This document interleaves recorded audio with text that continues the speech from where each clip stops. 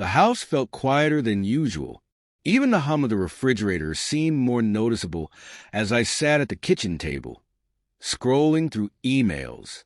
My husband, Aaron, had left early that morning for a 3-day work conference, leaving behind his usual hurried kiss and vague promise to call. It wasn't unusual. He often traveled for work, and I had grown accustomed to the stretches of solitude. But this time, I had a guest arriving, a guest I hadn't anticipated would spark something I couldn't quite name. I heard the rumble of an engine outside and peeked through the blinds. A red hatchback pulled up, dust swirling around the tires. From the driver's side emerged Ethan, my nephew. Technically, Aaron's nephew from his sister's side, though we'd always just called him our nephew. At 22, Ethan had grown into a striking young man, a fact I hadn't fully appreciated until I saw him stepping out of the car, stretching his tall, lean frame before grabbing his bag from the back seat. I opened the door as he approached, his face breaking into a wide smile. "Uncle," he said, pulling me into a warm hug that lingered just a second longer than I expected. His cologne, citrusy and fresh, filled the space between us. "Ethan, it's good to see you," I replied, pulling back and gesturing him inside. "Come on, make yourself at home." The living room felt cozier with him in it, his presence filling the space in a way I hadn't realized it lacked. He dropped his bag near the couch, taking a long look around. "I've missed this place," he said, his tone wistful. "It's been, 3 years since I last visited." "Closer to 4, I corrected, smiling. "You were still in college then, and now I'm a dropout trying to figure out what to do with my life," he joked, though there was a hint of bitterness in his voice. I didn't press him. Ethan's life had taken a turn since his breakup and his decision to leave school, something Aaron's sister had mentioned in passing when she asked if he could stay with us for a while. I hadn't thought much of it at the time. Aaron and I had the space, and it seemed like the right thing to do. But now, standing here with him, I wondered if I'd underestimated how his presence might shift the rhythm of our household. We settled into an easy routine over the next few days. Ethan was polite, helpful even, but it was his natural charisma that stood out. He had a way of drawing people in, whether it was a cashier at the grocery store or the neighbor who waved at him from across the street. At home, he was equally magnetic, filling the silence with laughter and stories that made the house feel alive again. One evening, as we sat in the living room with the TV playing in the background, he asked, "So, how's Aaron doing? He seems busy." I hesitated, caught off guard by the question. "He's good," I said finally. "Work keeps him occupied, you know how it is." Ethan nodded but didn't look convinced. "And you? Are you happy?" The question hung in the air, heavier than it should have been. "Of course," I replied, forcing a smile. "Why wouldn't I be?" Ethan studied me for a moment, his gaze unsettlingly perceptive.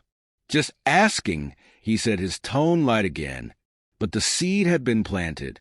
Over the next few days, I found myself replaying that conversation, wondering why it had struck such a nerve. Aaron and I were fine, or so I thought. Sure, our relationship had settled into a routine, but wasn't that normal after so many years together? And yet, there was something about Ethan's presence that made me question everything. It wasn't just his charm or his good looks, though I'd be lying if I said I hadn't noticed. It was the way he made me feel seen in a way I hadn't felt in years. He listened when I talked, laughed at my jokes, and seemed genuinely interested in spending time with me. It was intoxicating, and I hated myself for enjoying it. One afternoon, as we were cleaning up after lunch, our hands brushed while reaching for the same plate. The contact was brief, barely more than a touch, but it sent a jolt through me. I looked up to find him watching me, his expression unreadable. "Sorry," he said softly, his hand lingering for just a moment before pulling away. "It's fine," I replied, my voice a little too quick, a little too high. The moment passed, but the tension remained, unspoken yet undeniable. That evening, after Ethan had gone to bed, I sat alone in the living room, staring at the dark screen of the TV. My mind was a whirl of confusion and guilt. What was I doing? This was Aaron's nephew, for God's sake. And yet, there was a part of me that didn't want to resist the pull I felt toward him. I told myself it was harmless, just a fleeting attraction brought on by loneliness and familiarity. But deep down, I knew better. The days continued, each one bringing its own small, charged moments. A lingering glance here, a playful touch there. Ethan seemed to sense my inner turmoil, though he never said anything outright. Instead, he let the moments speak for themselves, leaving me to grapple with feelings I couldn't quite name. As the sun set on another day, casting long shadows across the living room, I found myself staring out the window, lost in thought. Ethan's laughter echoed from the kitchen, where he was finishing the dishes, and I couldn't help but smile. It was in that moment that I realized just how much his presence had changed things. The house didn't feel quiet anymore. It felt alive, vibrant, and, dare I admit it, exciting. But excitement comes with a cost, and as I stood there, I couldn't shake the feeling that I was standing on the edge of something I wasn't ready to face. Something wild. The house had grown warmer, though not because of the thermostat. Something unspoken hung in the air between Ethan and me, an electricity that neither of us acknowledged, but both felt acutely. It wasn't anything overt. It was in the way his gaze lingered a fraction longer than necessary, or how his voice softened when we were alone. One night, after a quiet dinner, he suggested we sit outside on the patio. The evening was cool, the sky a deep navy scattered with stars. I brought out 2 glasses of wine, hoping the alcohol would calm the restlessness I'd been feeling. Ethan leaned back in his chair, his long legs stretched out, his face illuminated by the soft glow of the porch light. "Thanks for letting me stay here," he said, his voice low and genuine. "I know I'm probably cramping your style." I laughed, trying to deflect the tension. Cramping my style? I'm hardly a party animal these days. "You should be," he said, his eyes meeting mine. "You're not as old as you think you are." The words, though innocent enough, landed differently. There was something about the way he said them, the way his lips curved into a subtle smile, that made me shift in my seat. "I appreciate that," I said finally, taking a sip of wine to buy myself a moment. We sat in silence for a while, the kind of silence that feels more like a conversation. Then, as if sensing my unease, Ethan spoke again. "Can I ask you something?" "Of course." "Are you happy?"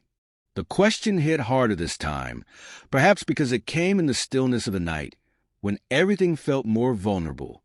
I hesitated, my fingers tightening around the glass. "Why would you ask that?" He shrugged, but his expression was serious. "You just seem, I don't know, like you're carrying something heavy." "I'm fine," I said, a little too quickly. Ethan tilted his head, studying me. "You don't have to be fine all the time, you know. It's okay to feel stuck, or even lost." I opened my mouth to respond, but no words came out. Instead, I found myself staring at him, the sincerity in his eyes, the way he seemed to see right through me. Before I knew it, I was speaking, the words tumbling out before I could stop them. "Aaron and we've been distant. It's not bad, but it's not great either. I guess I just miss how things used to be." Ethan nodded, his gaze never leaving mine. "That's normal, isn't it? People grow and change. Relationships aren't always easy." "Wise words from someone so young," I said, forcing a smile. "Just because I'm young doesn't mean I don't understand." His tone was gentle but firm, and I felt a pang of guilt for underestimating him. He reached over and placed a hand on mine, the touch warm and grounding. "You don't have to do it all alone," he said softly. The contact was brief, but it lingered in my mind long after he stood and said goodnight, leaving me alone on the patio with a half-empty glass and a heart racing for reasons I couldn't or wouldn't name. The next day, I found myself watching him more closely. Ethan moved through the house with an ease that unsettled me, as if he belonged here more than I did. I caught myself stealing glances at him, while he cooked breakfast, while he lounged on the couch, while he laughed at something on his phone. That afternoon, I suggested we go for a walk. The fresh air might help clear my head, I reasoned, and the public setting would keep things neutral. We wandered through the nearby park, the crunch of gravel underfoot and the rustling of leaves providing a soothing backdrop. Ethan talked about his plans, or lack thereof, for the future, his voice tinged with uncertainty. I offered what advice I could, though I wasn't sure how helpful I was being. At one point, he stopped walking and turned to face me. "You know," he said, "I really look up to you and Aaron. You've built a life together. It's inspiring." I felt a pang of guilt, his words cutting through the turmoil inside me. "It's not perfect," I admitted, "but we've worked hard to get here." He nodded, his gaze searching mine. "Still, you deserve to feel appreciated. Loved." The word hung in the air between us, heavy with implication. I opened my mouth to respond, but before I could, a gust of wind blew through the trees, scattering leaves around us. The moment passed, but the tension remained. That evening, the boundary we'd danced around for days finally shattered. I was in the kitchen cleaning up when Ethan appeared in the doorway, leaning casually against a frame. He watched me for a moment, a small smile playing on his lips. "You know," he said, his voice low, "you're always taking care of everyone else. When do you let someone take care of you?" I turned to face him, my heart pounding. "Ethan," he stepped closer, the air between us crackling with unspoken tension. "I'm serious. You deserve more than just going through the motions." His words hit me like a wave, breaking down the last of my defenses. I didn't realize how close he'd gotten until I felt the heat of his body, smelled the faint scent of his cologne. "This is a bad idea," I whispered, though my voice lacked conviction. "Maybe," he said, his eyes locking onto mine, "but sometimes bad ideas feel right." And then it happened, a moment of weakness, of surrender. His lips brushed against mine, tentative at first, then more insistent. My hands found their way to his chest, and for a moment, the world fell away, leaving only the two of us. When we finally pulled apart, the reality of what had just happened crashed down on me. I stepped back, my breath coming in short, uneven gasps. We can't," I stammered, shaking my head. Ethan didn't press me, though the look in his eyes made it clear he wasn't sorry. "I'll let you figure that out," he said softly before turning and leaving the room. I stood there for what felt like hours, my mind racing with guilt, confusion, and something else I couldn't quite name. The line had been crossed, and there was no going back. But as I stared out the kitchen window at the darkened sky, I couldn't help but wonder, did I even want to? The kiss haunted me. It replayed in my mind like a song I couldn't shake, every detail vivid. The warmth of his lips, the way his breath hitched, the look in his eyes as he pulled away. I had convinced myself it was a fleeting moment of weakness, something that would fade with time, but Ethan's presence in the house made it impossible to forget. The days that followed were a balancing act between avoidance and temptation. I kept my distance as much as possible, but Ethan seemed unfazed, his demeanor as casual and charming as ever. It was maddening. Every time I heard his laugh echo down the hall or caught a glimpse of him lounging on the couch, shirtless and confident, I felt like I was unraveling. It was during one of these moments, a quiet evening with Aaron still away, that the cracks began to widen. I had retreated to my study, pretending to work, when Ethan knocked lightly on the door. "Got a minute?" he asked, leaning against the frame with that familiar, easy smile. I hesitated, my pulse quickening. "Sure. What's up?" He stepped inside, closing the door behind him and perched on the edge of the desk. "You've been distant," he said, his tone careful. "Did I do something wrong?" The question caught me off guard, and I struggled to find the right words. "No, of course not. I've just been busy." He tilted his head, studying me with that unsettling perceptiveness. "Busy avoiding me, maybe?" I sighed, leaning back in my chair. "Ethan, we need to talk about what happened." "Okay," he said, his voice steady. "Let's talk." I took a deep breath, the weight of the situation pressing down on me. That night, it was a mistake. It shouldn't have happened. Ethan didn't flinch. Instead, he leaned closer, his eyes locking onto mine. "Why? Because you're married? Because it's complicated? Or because it scared you?" His words hit me like a punch to the gut. "It doesn't matter why," I said, my voice firmer than I felt. "It can't happen again." For a moment, he didn't respond. Then he stood, his gaze unwavering. "You keep telling yourself that," he said softly. "But we both know it's not that simple." That night, I barely slept. Ethan's words echoed in my mind, his confidence unnerving. He wasn't wrong. Things weren't simple anymore. I couldn't pretend that kiss hadn't stirred something in me, something I hadn't felt in years. But acknowledging it meant facing a truth I wasn't ready to admit.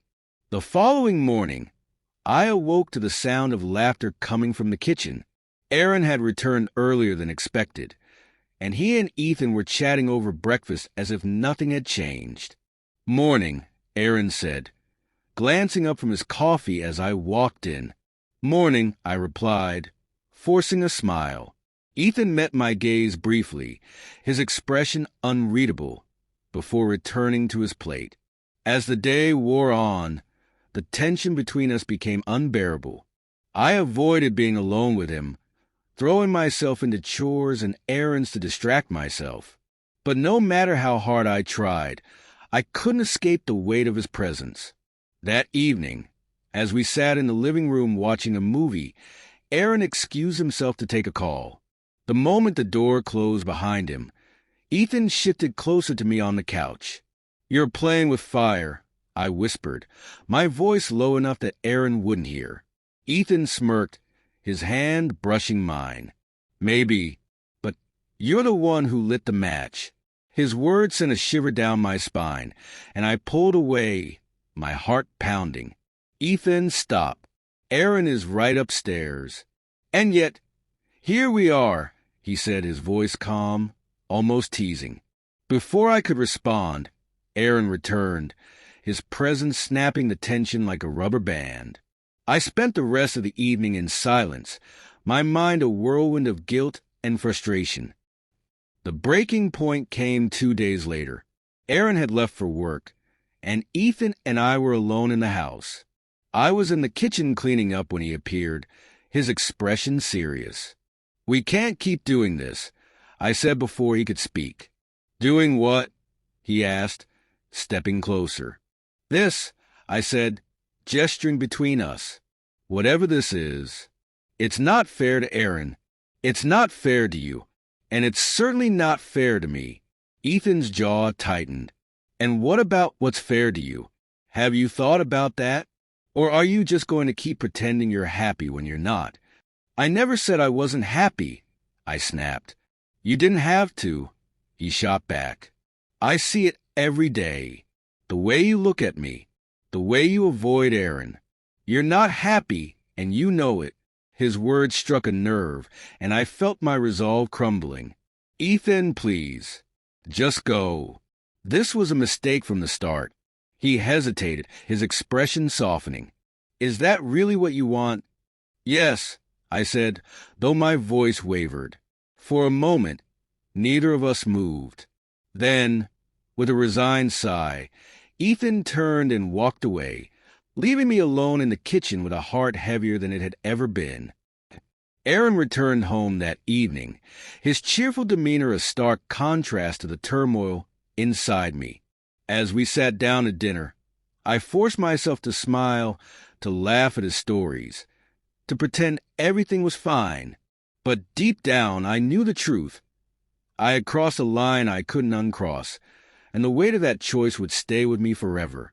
After dinner, I went upstairs to the guest room, where Ethan was packing his bags. He looked up as I entered, his expression unreadable. "I'll be gone by tomorrow," he said simply. I nodded, unable to find the words. As I turned to leave, he spoke again. "For what it's worth, I hope you figure things out. You deserve to be happy." I didn't respond. Instead, I walked back to my bedroom, closing the door behind me. As I lay in bed that night, listening to the quiet hum of the house, I couldn't help but wonder if I'd made the right choice, or if I'd just let the best thing that had ever happened to me walk out the door.